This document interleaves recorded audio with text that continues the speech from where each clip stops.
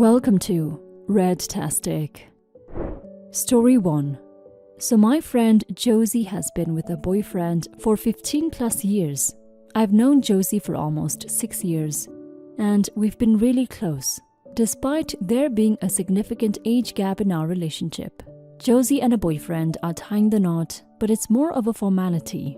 They already live together, have kids, own a house, etc.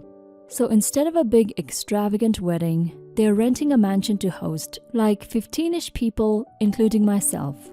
They're getting married on the property, and we're going to be partying there. There's a pool, and it's on the water, so there will be plenty of fun stuff to do. In lieu of wedding gifts, they just want everyone to contribute to lodging. The price isn't outrageous once you factor in how much a destination wedding costs, but still, it's pricey. So Josie has a friend, Melody, that she's gotten really close with in the past 3 years. They're about the same age and both have daughters. Their relationship is at times a frenemy relationship. She also has a girlfriend from work who she's close with named Valerie. They've worked together for 2 years or so. Valerie and Josie have been planning the wedding weekend. Well, when I had lunch with Josie showed me the invite list and my name wasn't on it. When I asked her about it, she said it was an oversight and of course I would be there. I asked why 3 of the girls had stars by their names and she said that those were the bridesmaids.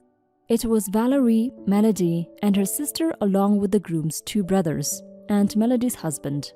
I asked if I was going to be her bridesmaids and she said I wasn't because Melody is more sensitive than me and she would feel some kind of way about it.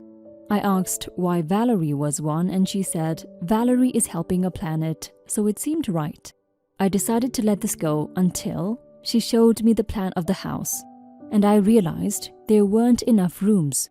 I asked her who was doubling up and she said no one. I would be sleeping on the couch or bunking with the children because I didn't have a +1 and all the couples were together. I told her not to worry about me, that I would just get a hotel on my own so I didn't have to bunk with 10-year-old girls and a toddler. She said she couldn't get married without me and I would have to be there with them. And I said, clearly you can get married without me. Valerie and Melody think I'm being too sensitive and that I'm ruining the wedding. But why would I pay to sleep on a couch? Am I being an a-hole? Everyone is making me out to be the villain because paying for lodging is essentially paying for the venue. But why should I pay to sleep on a couch? Had she made me a bridesmaid, I would have sucked it up as a friend, but I'm not essential to the wedding. Update. I want to thank you all. I had mostly not the a-hole, a couple everyone sucks here, but not you're the a-holes. With that being said, I'll be honest. I made excuses for Josie. I came up with every excuse in the book to justify her behavior. Josie literally took me in when my boyfriend and I broke up. She let me stay rent-free for months and stayed up with me as I cried. I was there for her when she and her fiancé broke up for a period of time. I didn't want to believe you guys when you said she was a terrible friend. There was no way I would miss a wedding. I went over to her house last night and I asked all the tough questions. You guys would have been so proud. I brought up a lot of the questions you guys did in the comment section. I asked, why did the kids get a room? Who did the floor plan? Why wasn't I on the list? So on and so forth. She had great answers to every question. We had an Oprah moment. We laughed, we cried, and we drank white wine. It was perfect. I had my best friend back. It was a misunderstanding. She said she would add me to the wedding planning group chat, and she said although I wasn't a bridesmaid, it was a dumb, meaningless title, and I knew in my heart where her loyalty was.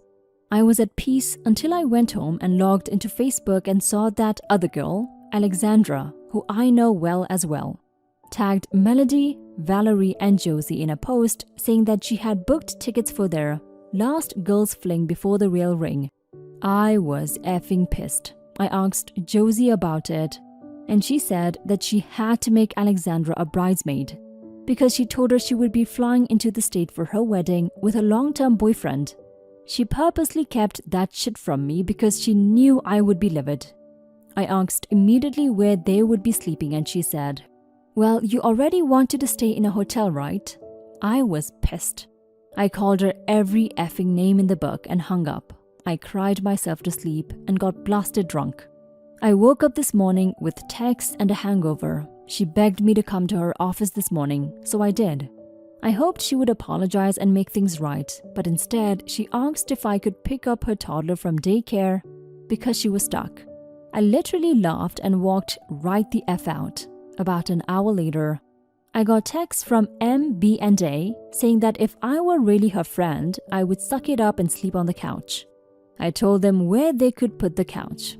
I called my real friends and we had lunch and got mani-pedis. F the wedding.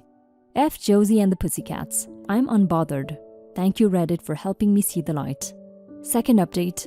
I asked her at which point Melody became higher than me in the totem pole. Around the time that she met Melody, I had just gotten hired by my first airline and became a flight attendant, which was my lifelong dream. She said that I left a void in not only her heart but her family's too. She said Melody really stepped up and was there for her. I told her that as my friend, instead of recasting me, she should have been supporting me.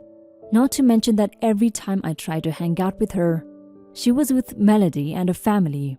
Why would I third wheel two families, especially a family in which my best friend has been bad-mouthing? I asked her who was supposed to be the nanny, and apparently there was an implication that everyone would step up and do something for the trip. Apparently, no one was gonna get dumped with the kids. When I was in the group text, MVA had a separate one going with some things they were gonna surprise Josie with.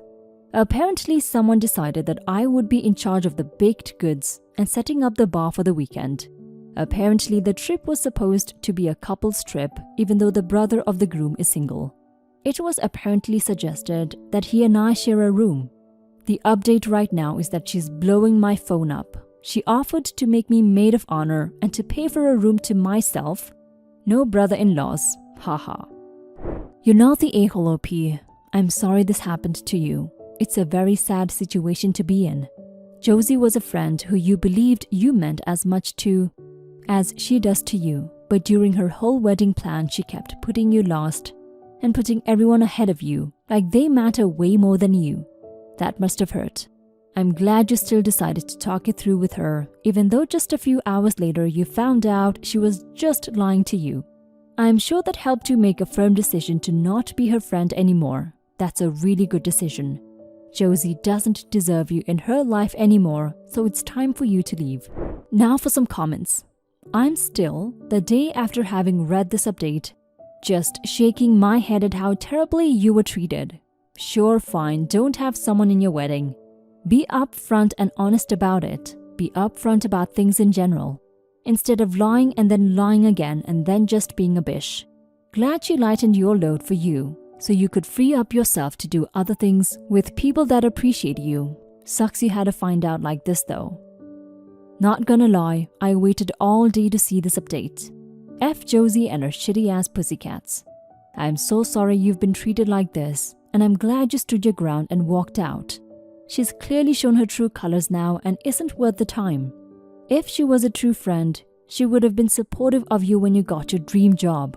She wouldn't have gotten you in the wedding party and then attempted to relegate you to the couch. Take that $500 you would have spent and treat yourself. So I'm very glad that the update ended up positive and you realized that they were taking advantage of you. But for future reference, I do think that thinking of friends as being higher or lower up on the totem pole and then getting mad about it isn't going to be healthy for you. I say this because I've been and probably still am in your shoes, and the moment I see that I'm not as high as a priority to someone as they are to me, I make changes. Or if the behavior doesn't change, I distance myself. The early changes prevent later heartbreak. The moment you bring up your questions or reasons for why other people are getting better treatment than you, it may cheapen your character in someone else's eyes. Not everyone has a rational mindset, especially during weddings. LOL. Story 2. Before we were together, my husband was in a 10-year live-in relationship, not married, with a woman who had 2 children by 2 different fathers. I think they were aged 1 and 3 when they first got together. They don't see their own fathers and call my husband dad. Husband left his ex when the 2 of us met. bit of a whirlpool romance, and 6 months later we married. I'm expecting our first baby together in early December. My husband always tried to be reasonable with his ex, letting her remain in his old house when they broke up, and paid more beside this. This was something that always annoyed me, but I let it go because we didn't need the money. But his ex is always demanding even more than what he gives her, even though the children's fathers don't pay a blue cent, and they weren't married. The last 2 years that we've been together have been a nightmare. At least once a month, his ex turns up screaming and pounding on our door.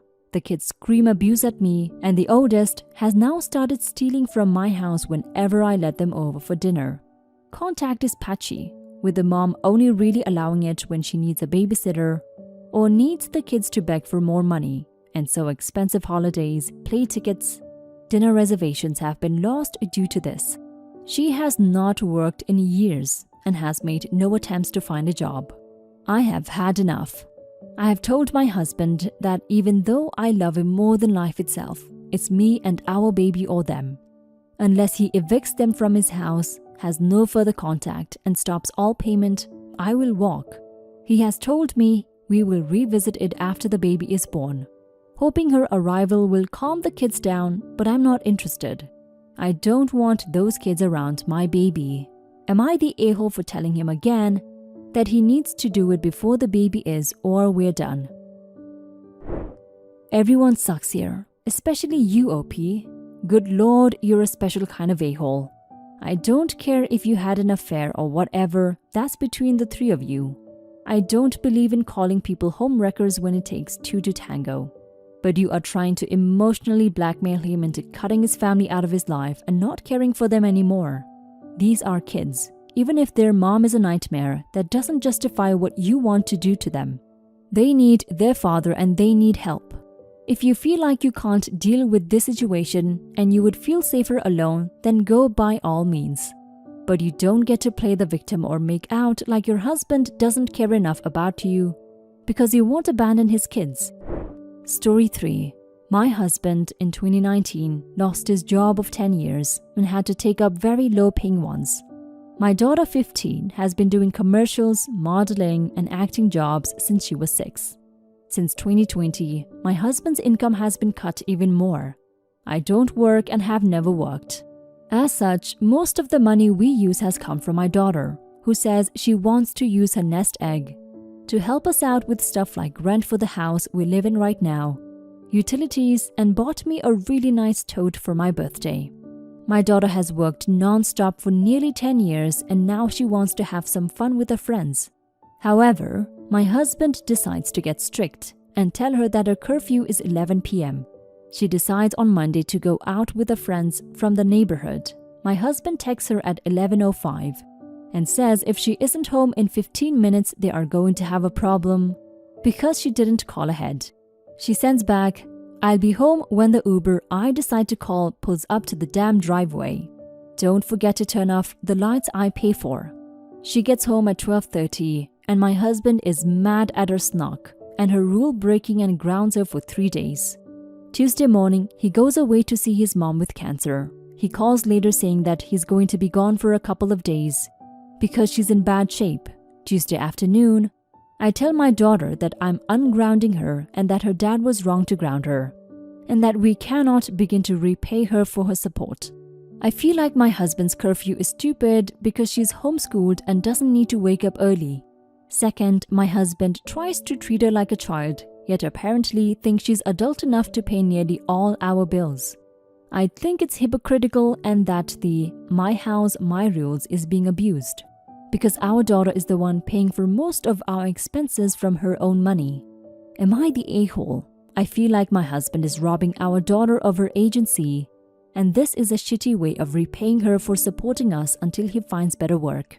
My husband found out she was at a house party through Instagram and is texting me angry messages, but I texted back that he had no right to ground her in the first place. Now for some comments. You're the a-hole. Sabotaging the other parent is never a good move. That your daughter pays the bills doesn't make her an adult.